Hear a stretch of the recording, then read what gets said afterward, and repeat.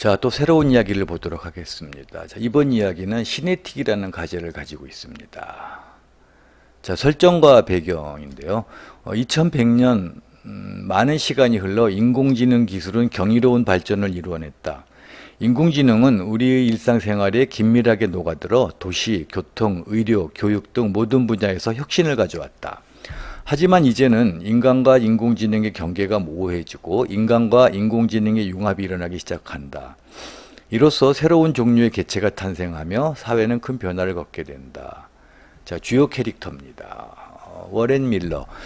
주인공으로 기존의 인간과 인공지능의 경계를 넘나드는 첫 번째 시네틱 개체. 그는 자신의 뇌에 인공지능 칩을 심어 뛰어난 지적 능력과 기술을 갖추게 되었다. 자, 계속 말씀드리는데요. 주요 캐릭터 즉 등장인물을 소개할 때 남녀와 나이는 꼭 표시를 해주세요. 지금 이게 남자인지 여자인지 몇 살 정도 된 건지 쓰는 사람은 알지만 보는 사람은 모릅니다. 리나 아이버슨, 인공지능 윤리학자로 시네틱 개체의 등장으로 인한 도덕적 고민과 윤리적 이슈에 관심을 가지고 연구하는 인물. 시네틱의 도덕적 문제를 연구하고 해결함으로써 사회적으로 윤리적 가치를 중요시하고 시네틱 개체와 일반 인간 간의 공존과 협력을 유도하기 위해 노력한다. 마크 로버츠, 기술기업 퓨처테크의 CEO로 시네틱 기술을 개발하고 시장에 선보이며 인류의 미래를 바꾸고자 한다. 또한 명예와 재물을 중요시하며 모든 행동의 목적이 명예와 재물이다. 프로스트 제니퍼, 워렌 밀러의 가장 친한 친구로 일반 인간으로서의 삶을 유지하면서도 워렌과의 우정을 유지하려 노력한다. 사라 존스, 예전의 동료, 그녀 역시 시네틱 개체로 변화하여 삶을 살아가는 도중 워렌과 만나게 된다. 장면 1, 미래의 2070년 시네틱 개체의 등장인데요. 자, 비상한 미래 2070년, 도시의 하늘은 기존의 미래였던 그림과는 다르다. 비행 차량이 도로를 떠나 하늘을 누빌 때 그 아래로는 지능적인 로봇이 거리를 정비하고 인공지능 기술은 거의 모든 측면의 생활에 녹아들었다. 그리고 이곳에는 워렌 밀러가 있었다. 워렌은 뛰어난 지적 능력을 갖춘 일반적인 청년이었지만 그의 꿈은 특별했다. 어릴 적부터 항상 꿈꾸어온 그것은 우주 탐사였다. 그러나 그의 물리적인 한계와 인간의 한계 때문에 그 꿈은 먼 훗날의 일로만 남아 있었다. 그러던 어느 날 워렌은 큰 전환점을 맞이한다. 인간과 인공지능의 경계가 모호한 시네틱이 등장하였고 우연히 그는 첫 번째 시네틱 개체가 될 기회를 얻었다.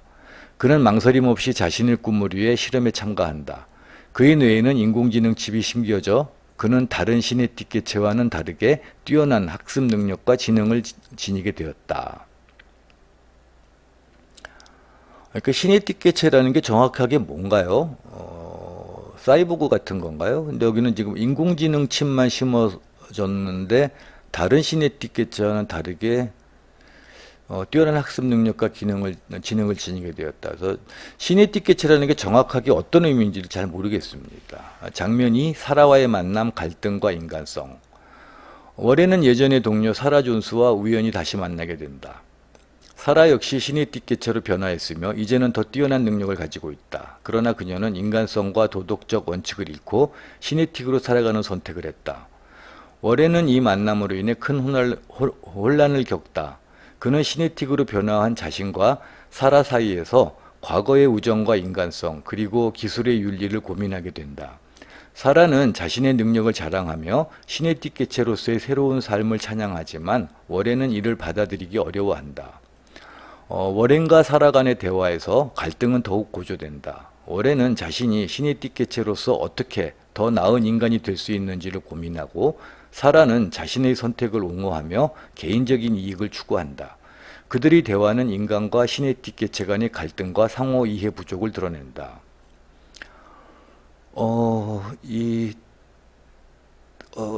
시놉시스에서는 이야기를 기술을 해야 되는데 이거 지금 이야기는 그러니까 줄거리가 없어요.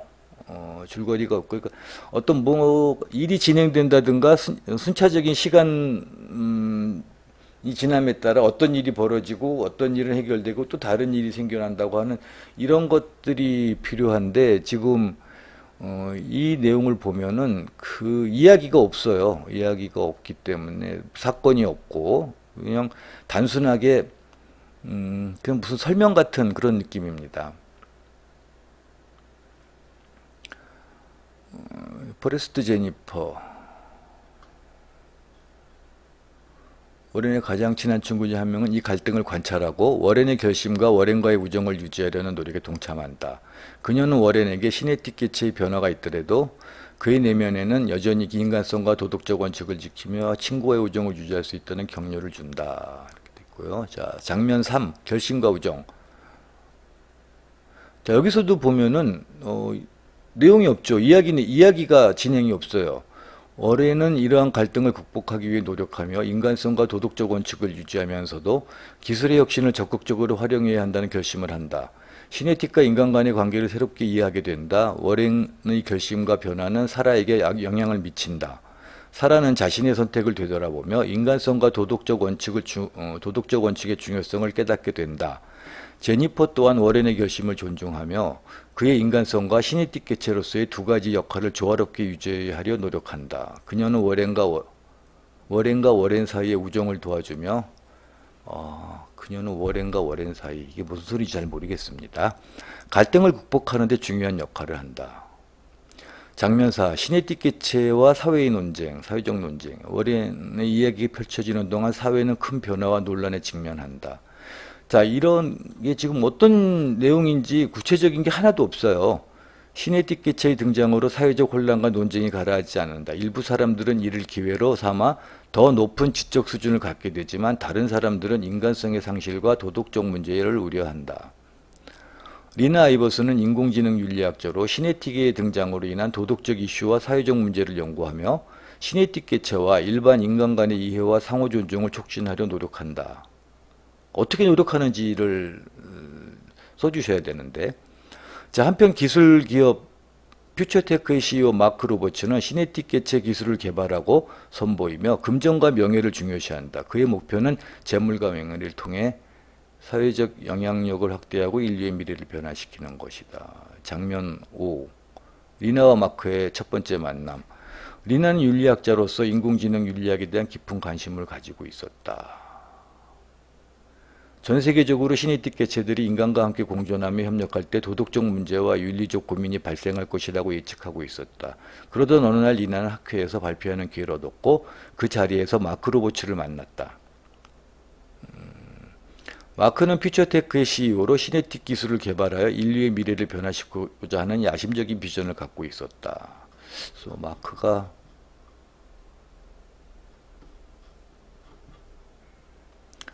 주인공은 워렌 밀러였어요. 근데 마크 로버츠 기술교육이고, 자, 갈등의 시작. 처음 만난 순간부터 두 사람은 서로의 접근 방식과 가치관의 충돌을 겪었다. 마크와 리나 사이의 갈등은 초기에 매우 강렬했다. 마크는 퓨처테크를 성공적인 기업으로 만들기 위해 혁신과 이익을 추구하고 있었으며 그의 주요 관심사는 회사의 성장과 이윤이었다. 그는 시네틱 개체를 기술적으로 발전시키고 인류에 제공함으로써 큰 부를 얻으려는 목표를 가지고 있었다. 자, 반면에 리나는 인공지능 윤리학자로서의 뭔가 있겠죠. 자, 화해와 사랑을 하고요. 자, 이 과정에서 두 사람은 자, 이 신호의 가장 큰 문제는 이야기가 없다는 거예요. 이야기를 전개를 하지 않고 설명만 계속하고 있어요. 그리고 워렌이 주인공이었는데 워렌은 나오다가 중간에 사라져요. 그리고 나온 게 뭐냐면은 마크와 리나예요. 그리고 마크와 리나로 끝납니다. 주인공이 사라지고 새로운 인물들이 등장했어요. 자, 요거는 다시 한번 심사숙고해서 이야기를 만들어 보시기 바랍니다. 지금 이 상황에서는 이야기가 전혀 안 되죠. 아마 본인도 느꼈을 거예요. 내가 쓴 글에는 왜 이야기 진행이 없지? 아무 사건도 없잖아요, 지금. 그러니까 이거는 다시 좀 생각을 해 보셔야 됩니다. 자, 이번 이야기는 도박의 세계라는 제목을 가지고 있습니다. 자, 등장인물이 나오는데요. 정우, 19살, 고등학교 3학년. 부유한 금수저 집안에서 태어나 세상 물정, 돈의 가치를 모른다. 어릴 때 모든 도박을 다 해보며 동네 친구들한테도 처음으로 도박을 알려주며 빠져들게 한다. 민규, 고등학교 3학년. 정우의 제일 친한 친구이자 남을 먼저 생각하는 착한 배려심과 천진난만 순진한 성격을 가지고 있다. 하나에 빠지면 거기서 빠져나오지 못한다. 지석, 정우의 여자인 친구 동생이다. 싹싹해서 형들한테 많은 이쁨을 받았다. 하지만 돈 앞에서는 정신을 못 차린다. 어린 시절부터 정우와 친했고 어린 나이에 형들과 함께 지내면서 도박을 시작하며 일상생활도 불가능하고 자기 친구마저 이용한다. 유진, 18살. 지석과 어릴 때부터 제일 친한 친구이다. 소심하고 남 눈치를 많이 보지만 지석이가 잘 챙겨줘서 형들한테 이쁨 받고 남 눈치를 많이 보는 만큼 사람한테 싫은 행동은 안 한다. 항상 어릴 때부터 지석이랑 다니며 같이 형들과 친해졌고 지석이를 통한 사람은 뭐든 믿는다. 자, 이제 이야기가 시작되네요.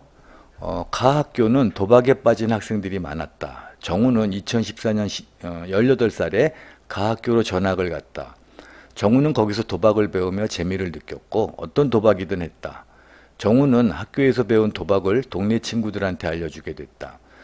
동네 친구 중 민규와 어렸을 때부터 친한 민규는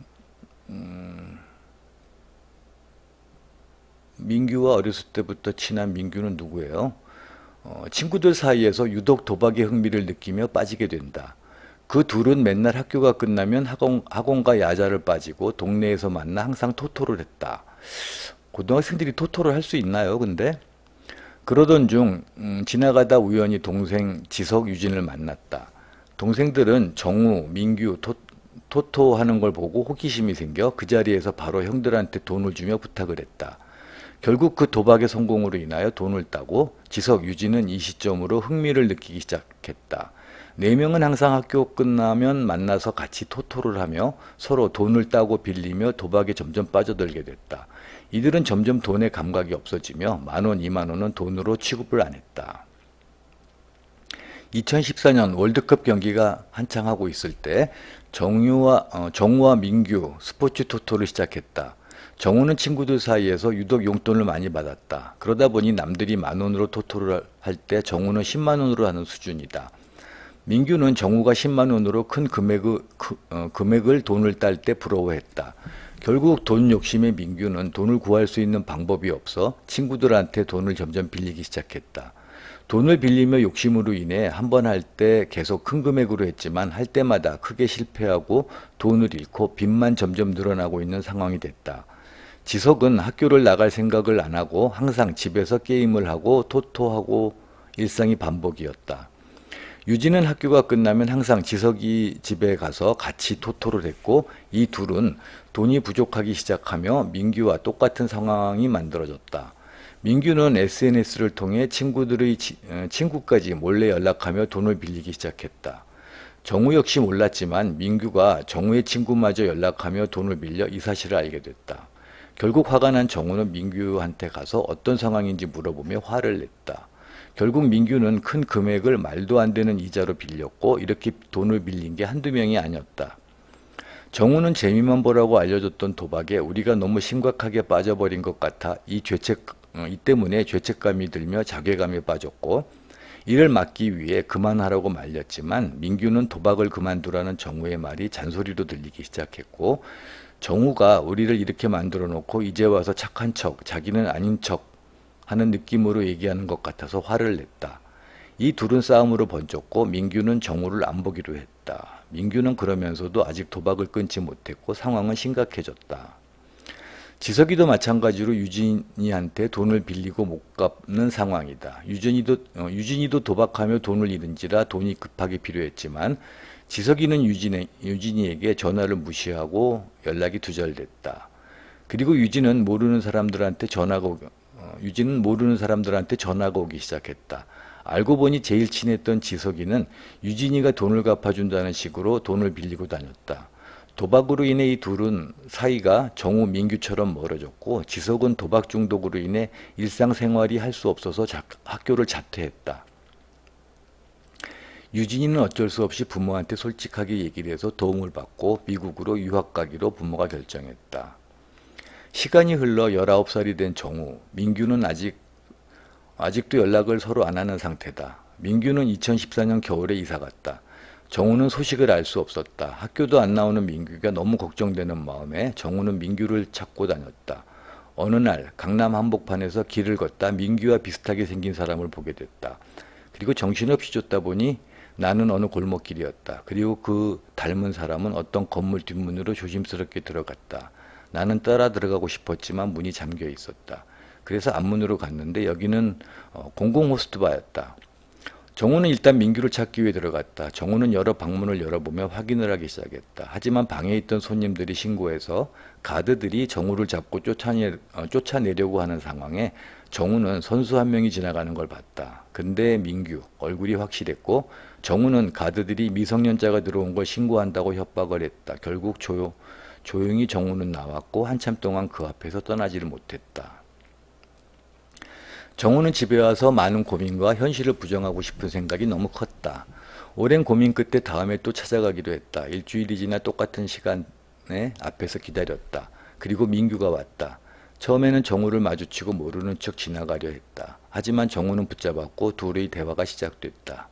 알고 보니 민규는 사채업자한테 돈을 빌렸고 그걸 빚이 수없이 늘어난 상태였다. 이걸 갚기 위해서는 돈을 많이 벌어야 했고 아직 나이가 어려 할 수 있는 일들은 너무 한정적이었다. 그래서 결국 사채업자가 운영하는 공공 호스트바에서 불법으로 일하기로 했다. 그 얘기를 들은 정우는 눈물을 흘렸고 당장 도와줄 수 있는 부분이 없었다. 그리고 시간이 흘러 정우는 학교 끝나고 바로 알바 가고 집에서 용돈 받는 것도 안 쓰고 모으고 있었다. 돈을 조금이라도 모아서 빨리 도와주고 싶은 마음이었다. 정우는 그렇게 돈을 모아서 다시 찾아갔다. 그리고 민규가 출근하는 시간에 맞춰 가게 앞에서 기다렸다. 민규가 나타나지 않았다. 그렇게 한 달간 기다리기만 했다. 정우는 참다 못해 가게에 들어갔다. 그리고 민규를 다시 찾았다. 그리고 직원들한테도 물어봤다. 아무도 민규가 어디 있는지 모른다고 했고 정우는 그 사채업자한테 찾아갔다. 하지만 정우는 민규를 찾다 쫓겨났고 경찰에 신고도 했다. 경찰도 수사를 시작했고 부모님과 사채업자는 민규가 어느 날 갑자기 사라졌고 못 찾았다고만 말했다. 결국 민규는 행방불명이 됐고 그를 본 사람은 아무도 없었다. 소문에 의하면 호스트바에서 모은 돈도 토토로 다 날려 도망갔다는 소문이 있었다. 이게 이제 스토리가 없죠. 그냥 고등학생들이 모여가지고 스포츠 토토 하면서 돈 잃고 나락으로 빠지는 이야기인데요. 결론도 일단 없어요. 뭔가 그것을 벗어나기 위해서 몸부림치고 결국 벗어났다 하면 이야기가 되는데 일단 이 이야기는 고등학생이 스포츠 토토를 하는 이야기 같으면은 일단 이야기 구성이 안 됩니다. 지금 저희 수업을 하는 입장에서는 그리고 결론도 이렇게 그냥 끝내면 안 되죠. 뭔가 정확하게 사건이 있고 그 사건을 끝맺어야 되는데 그런 것도 없고 그래서 이 이야기는 버리시고 다른 이야기를 하나 찾아서 좀 자세하게 좀 성의 있게 한번 다시 작업을 해보시기 바랍니다. 자, 이번 이야기는 행운 보존의 법칙이란 제목이네요. 자, 등장인물인데 등장인물이 설명이 없어요. 신지수, 행운을 불러오는 능력을 가진 여학생, 행운을 쓰다만 것 같아요. 이주희, 김가은, 김현정, 윤세영, 권영웅, 임채우. 제가 다 아는 이름들인데. 자, 일단 본문을 한번 보도록 하겠습니다. 근데 이거를 작업을 하다 마신 것 같아. 지수가 아침에 일어나 씻고 교복을 입는다. 맛있게 차려진 아침밥을 먹고 엄마에게 다녀온다는 인사를 남긴 후 현관문을 열고 밖으로 나간다. 집 앞에서 지수를 기다리고 있던 주희와 팔짱을 끼고 둘이 수다를 떨며 길을 간다. 지수와 주희가 청운고등학교 교문을 들어간다. 교실에 도착한 지수와 주희. 아침 조례를 마친 후 지수와 주희가 1교시 준비를 한다. 과학 선생님이 들어와 랜덤으로 팀을 짜 발표하는 수업을 한다고 공지하신다. 지수와 주희 그리고 몇몇 친구들이 눈을 마주치며 서로 눈치를 본다. 지수가 갑자기 손가락을 한번 튕기자 손가락 주위가 순간 반짝인다. 잠시 후 선생님이 컴퓨터 프로그램을 이용하여 랜덤으로 편성한 조를 발표하신다. 모든 학생들이 같은 조 조언의 이름을 보기 위해 화면에 집중한다. 화면에는 1조, 신지수, 이주희, 김가은, 김현정이라고 적혀 있다. 지수와 주희, 가은, 그리고 현정이 미소를 지으며 신난 표정으로 서로를 쳐다본다. 그렇게 마지막 교시까지 모두 마친 후 종례를 하기 위해 담임선생님이 들어오신다. 선생님께서 바뀐 학생 청소 담당 구역을 안내하신다. 지수, 주희, 가은, 현정은 제일 어렵고 힘든 화장실 청소가 배정되었다. 울상인 주희, 가은, 현정과 달리 지수는 그럴 줄 알았다는 듯이 여유 있는 표정이다. 다른 친구들이 모두 학교한 후에 청소를 하고 있는 지수 외 3명. 청소를 마친 후 각자 집으로 간다. 힘든 상태인 지수가 집에 들어오자 엄마가 지수에게 먹고 싶은 저녁 메뉴를 물어본다. 그때 또다시 지수가 손가락을 한번 튕기고 엄마에게 평소에 가보고 싶었던 식당 이야기를 한다. 그날 저녁 지수네 가족은 지수가 말했던 그 식당에서 저녁을 먹는다. 저녁을 잘 먹고 식당에서 나오다가 지수가 식당 앞 계단에서 발을 걸려 넘어지며 무릎에 피가 난다. 이번에도 지수는 그럴 줄 알았다는 듯 여유 있는 표정이었다. 다음날 아침 지수는 어느 때와 같이 주희를 만나 학교에 가는 길이었다. 신호등을 기다리던 중 어린아이가 횡단보도에 뛰어들었다. 그 모습을 본 지수는 생각할 새도 없이 손가락을 튕겼다. 그날 지수는 하굣길에 차에 치여 3주 동안 병원에 입원했다. 지수는 한동안 혼자 있는 시간을 가졌다. 지수가 태어나고 한 달쯤 지난 후 지수와 친구들은 밥을 먹은 후 카페 창가 쪽 자리에 앉아 시간을 보내고 있었다. 근데 왠지 모를 소란스러움이 지수와 친구들이 고개를 돌렸다. 지수와 친구들이 고개를 돌린 곳엔 3대의 경찰차와 경찰 10명쯤이 일제히 특정 건물의 옥상을 쳐다보고 있었다. 경찰들의 시선이 향하는 곳으로 지수의 눈동자가 움직였다. 그곳에는 환자복을 입고 3살쯤 되어 보이는 아이를 낳은 남성 한 명과 의사가운을 입은 남성 한 명이 아슬아슬하게 서 있었다. 그 모습을 본 지수와 친구들은 매우 놀란 표정이었으며 입을 다물 수 없었다. 지수는 무표정으로 허공을 한동안 바라본다. 그런 지수의 모습에 친구들이 괜찮냐고 거듭 물었지만 지수는 대답을 하지 않는다. 이내 지수의 눈에서 눈물이 뚝뚝 떨어진다. 여전히 지수는 아무 말도 하지 않는다. 그때 주희가 저길 보라며 남성 2명과 아이 1명이 있는 옥상을 가리켰다. 옥상 아래로 남성 2명과 아이 1명이 떨어지고 있는 것이 보였다. 지수는 그 순간 더 많은 눈물을 주르르 흘리며 손가락을 튕겼다. 옥상에서 떨어지던 사람들이 잎이 무성한 아주 큰 나무 위로 떨어졌다. 그날 저녁 지수네 집 TV에서 뉴스 채널에서 옥상에서 뛰어내린 사람들의 이야기가 들린다. 다행히 3명 다 약간의 부상만 있을 뿐 생명에는 전혀 지장이 없다고 한다. 지수의 안색이 좋지 않다. 어딘가 불안한 표정과 몸짓. 지수는 그날 저녁을 먹지 않았다. 다음날 학교에 가보니 현정이가 보이지 않았다. 조례 시간에 선생님이 슬픈 표정으로 들어오셨다. 선생님은 애써 울음을 참으시며 현정이의 부고를 전하셨다. 지수의 눈에는 초점이 없어졌다. 주희가 지수를 몇 번이나 불렀지만 들리지 않는 건지 무시를 하는 건지 지수는 단 한 번도 대답하지 않았다. 하교 시간까지 지수는 쭉 그 상태였다. 이 이야기도 지금 결론이 없어요. 근데 지수의 어떤 초능력만 지금 보여주고 있죠. 행운을 불러오는 능력을 가진 여학생인데 행운이 아니죠. 행운 다음에 거기에 상응하는 불행이 같이 찾아오는 거예요. 그래서 지금 행운 보존의 법칙이라는 제목을 쓴 것 같은데요. 소재는 재미있습니다. 근데 이런 이야기를 만들려면 어떻게 해서 이런 능력을 가지게 됐는지가 궁금하죠. 그거를 밝혀주셔야 되고, 자, 과연 사람이 떨어지는데, 모르는 사람이 떨어지는데 자기가 손가락을 튕기면은 그 사람들은 살겠지만 자기하고 친한 누군가가 죽을 거라는 걸 뻔히 아는데 여기서 손가락을 튕겼을까요, 과연? 그러니까 이런 이야기가 지금 개연성이 좀 떨어지고 과연 상식적으로 저렇게 됐을까 하는 의문을 가지게 되잖아요. 자, 이런 이야기는 덜어내고 다른 이야기로 만들어 가지고 이 지수가 초능력을 가지고 어떤 일을 하는지를 만들어 나가야 돼요. 지금 이렇게 결론을 만들면 안 됩니다. 이렇게 초능력을 가지고 만들어진 드라마가 굉장히 많죠. 대부분 그 초능력을 극복하고, 그러니까 초능력의 부작용을 극복하고 사랑하는 사람과 이어지는 내용이 굉장히 대부분이었어요. 그런 류의 영화들, 특히 뭐 냄새를 보는 소년가 그런 거 웹툰 원작의 드라마도 있었고 이런 류의 드라마와 영화가 꽤 있었죠. 그런 거 한번 찾아보시면서 참고를 해보세요.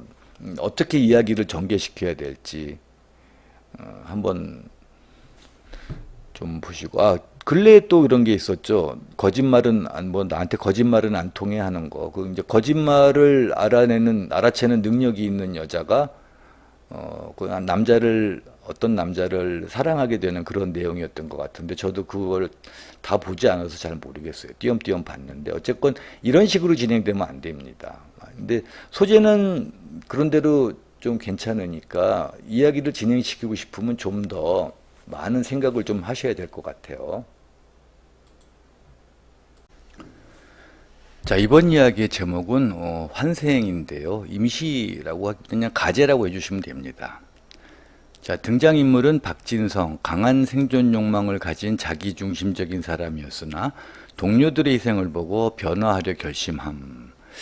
자, 아까 다른 친구 이야기도 얘기를 했었는데 이렇게 인물 소개를 할 때는 남자인지 여자인지 아니면 남자인지 여자인지 하고 그다음에 이제 나이 정도를 표시를 해줘야 됩니다. 그래야지 보는 사람이 그 나이대 사람이 행동하는 것을 상상할 수 있거든요. 자, 로이드, 다른 세계에서 온 정직하고 과묵한 검사. 검사라는 거는 칼을 쓰는 사람을 얘기하는 것 같아요. 자, 그랑, 다른 세계에 온화한 엘프왕. 라운드, 다른 세계의 성질이 더럽지만 정이 많은 드워프왕. 자, 본문을 보겠습니다. 마왕이 내 세계를 침략한 지 20년이 지났을 것 같다. 나는 지금 마왕 앞에서 무릎을 꿇고 있다. 동료들이 희생했지만 결국 실패했다. 마왕은 내 심장에 칼을 꽂았고 그 후 기억을 잃었다. 정신을 차리니 잔디밭에 누워 있었다. 누나가 나를 불러주고 있었다. 누나에게 안겨 눈물을 흘렸다. 하루를 누나와 즐겁게 보냈다. 조사 결과 현재는 마왕의 침공이 시작한 지 10년 전으로 돌아간 것 같다. 가슴에 마왕의 칼자국이 있다. 강해지고 동료를 구하겠다는 결심이 생겼다. 갑자기 과거로 돌아가 버린 건가요? 박진성은 집을 새벽에 떠나 혼자 10년 동안의 수련을 시작했다. 그는 과거의 자기 중심적인 모습을 변화시키기 위해 열심히 노력했다. 몸은 강해지고 기술은 향상되었지만 무엇보다도 그의 내면은 변화했다. 동료들의 희생을 생각하며 더 나은 사람으로 성장했다. 그의 수련은 혼자서 힘을 길러 나가는 과정이었다.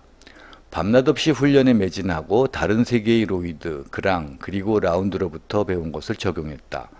이동안 많은 어려움을 겪었지만 그는 동료들에게 보답하기 위해 더 강해지고자 했다. 10년이라는 시간은 그에게 많은 성취를 안겨주었다. 그의 신체와 기술은 정점에 이르렀고 무엇보다도 마음의 강함을 얻게 되었다.